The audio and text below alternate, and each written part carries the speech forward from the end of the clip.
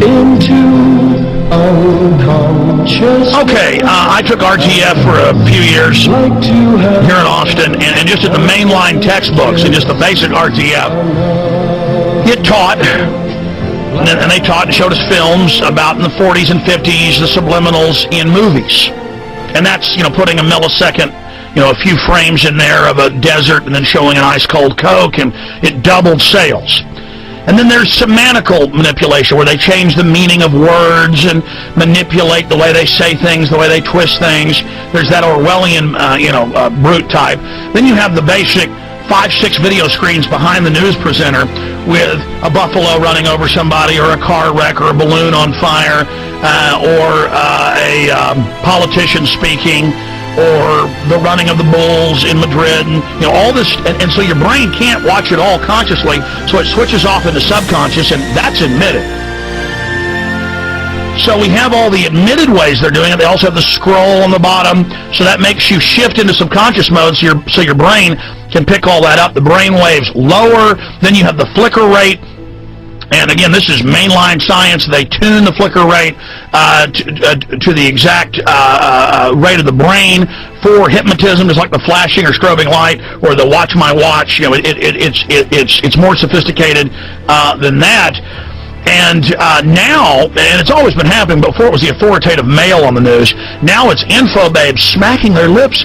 They'll be talking about the most horrible thing, but they're so sincere, and they're looking at you with sexual desire, and you'll be watching with all these layers, and you can't help but start smiling and start liking it. Even myself, when I'm consciously aware of it, especially since the high-def TV came out, especially since I got one and watch it occasionally when I'm on the treadmill, or when I'm at the restaurant, picking up some food, I'm watching people mesmerized watching it.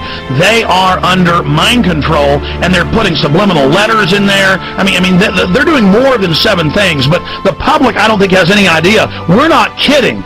That is a mind control weapon. Alan? Yes, well, you'll find that techniques have always been used on the public for mind control. Always. The religions and so on were used in centuries gone by, always in collusion with the dominant minority of the country to keep them in place. So when radio came out, Britain, the BBC sprung up very quickly as a propaganda tool for the British government. Even today, it's still run and owned by the British government. Every employee in the past had to come from Eton to make sure it was the right class who ran the whole organization. And it's never changed. And they found out in World War I that they could put out dramas, daily dramas on to the public, and leave you with a cliffhanger with the hero hanging at the end of it, what's going to happen, tune in tomorrow, and people would change their behavior and be there tomorrow at that time. So it's a technique to alter your behavior. This was also confirmed by Skinner, who talked about technology and so on. And he said that technology, its real influence is to alter the reality of the people into which it's introduced. That's what happens. Look at the people now with their cell phones and iPods and all the rest of it. Their behavior has been altered by technology itself. With the high-definition television, it certainly must be more effective than the last type. The reason you have writing at the bottom of newscasts is it forms like a type of cognitive dissonance. It's no different than when you're watching something happening, like a car smash in real life, and someone starts to talk in your ear about some other topic. You say shh, shh, because you're now getting auditory responses and visual when the two clash. It's together. Just like when you try to watch a movie with subtitles, you're distracted away, and now subconsciously are absorbing the entire system. And again, stay there. Back in 1 minute, Alan, I want you to walk through these. But then they have integrated all these together, while the message itself is verbally a twisting, a semantical deception and lie. But you can't even pay attention to what they're really saying, because you're watching a million different pinwheels and subliminal messages and flashes and scrolls and everything else. Alan, you were going through just what the simple scroll does, making your mind focus on that, so now you're distracted, and the propaganda verbally goes directly into the subconscious. That's only 2 layers. Keep going through that. I want to talk about the gopher class, why they serve their masters. Yes, well, getting back to that part you're talking about there with subliminals, when you have you're trying to listen. When your eyes and your ears are working in unison with the one person talking on TV, you still have the ability to censor or say, I don't quite believe this or whatever. But when you have another element added to it, a second visual, it alters the brain frequencies as you're watching it, and your sensor part is down. You're taking all that in subconsciously. It's much more extreme than just the case of them shrinking attention spans down to about 2 minutes from previously over an hour 50 years ago. It's more than that. People now can't just watch a straight-up TV program that's just straight up. They have to have multi-layers because now their neurons and neural pathways have been prepared. That's correct. And when you're seeing some horror scrolling around the bottom of the screen, you're hearing another one from the presenter in front of or on the screen. You can only handle 2 major crises to 3, possibly for some people, at once. And when you cannot handle that, you literally go into an alpha state, and you're now being... And they have the info babe showing just incredible sexual desire in all of her body language towards you through the TV screen with the false illusion she's really there with you in the room, while they show you violence and report horrible things, also creating false neural pathways. You know my favorite part of that war? It's the first war we ever had that was on every channel plus cable.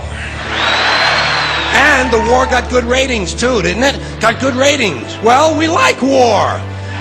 We like war. We're a warlike people. Now, to balance the scale, I'd like to talk about some things that bring us together. Things that point out our similarities instead of our differences. Because that's all you ever hear about in this country is our differences. That's all the media and the politicians are ever talking about, the things that separate us, things that make us different from one another. That's the way the ruling class operates in any society. They try to divide the rest of the people. They keep the lower and the middle classes fighting with each other so that they, the rich, can run off with all the fucking money. Fairly simple thing, happens to work. You know, anything different, that's what they're going to talk about. Race, religion, ethnic and national background, jobs, income, education, social status, sexuality, anything they can do, keep us fighting with each other so that they can keep going to the bank. But there's a reason. There's a reason. There's a reason for this. There's a reason education sucks, and it's the same reason that it will never, ever, ever be fixed. It's never going to get any better. Don't look for it. Be happy with what you got. Because the owners of this country don't want that. I'm talking about the real owners now. The big, the wealthy, the real owners, the big wealthy business interests that control things and make all the important decisions. Forget the politicians. They're irrelevant. The politicians are put there to give you the idea that you have freedom of choice. You don't. You have no choice. You have owners. They own you. They own everything. They own all the important land. They own and control the corporations. They've long since bought and paid for the Senate, the Congress, the state houses, the city halls. They got the judges in their back pockets, and they own all the big all the big media companies. So they control just about all of the news and information you get to hear. They got you by the balls. They spend billions of dollars every year lobbying to get what they want. Well, we know what they want. They want more for themselves and less for everybody else. But I'll tell you what they don't want. They don't want a population of citizens capable of critical thinking. They don't want well-informed, well-educated people capable of critical thinking. They're not interested in that. That doesn't help them. That's against their interest. That's right. You know something? They don't want people who are smart enough to sit around the kitchen table and figure out how badly they're getting fucked by a system that threw them overboard 30 fucking years ago.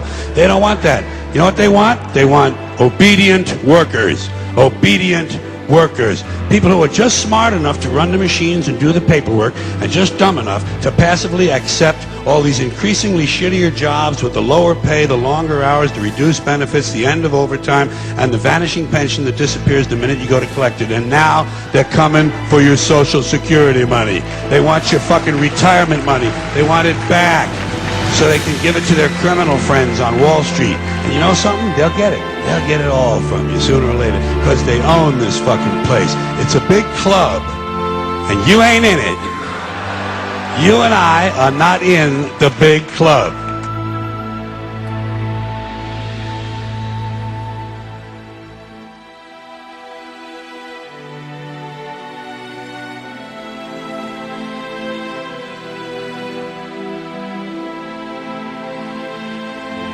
Remember that the vast majority of the media that we see and hear is controlled by just a handful of massive corporations, many of whom are the very same corporations trying to sell us their products through advertising.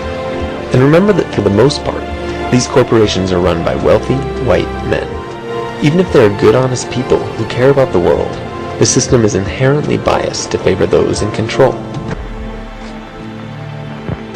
Everyone understands the danger of allowing the government to have complete control over the media. We live in a democratic society, and democracy can only work if the voters are able to make informed decisions. We've seen from history what can happen when the government itself is in control of the information voters receive. Fewer people, unfortunately, understand the danger of allowing corporations to have complete control over the media. We live in a capitalist society, and capitalism can only work if the consumers are able to make informed decisions about their purchases. When the companies that control the primary sources of information in society are the very same organizations trying to sell us their products, they're able to decide what messages do and do not get heard.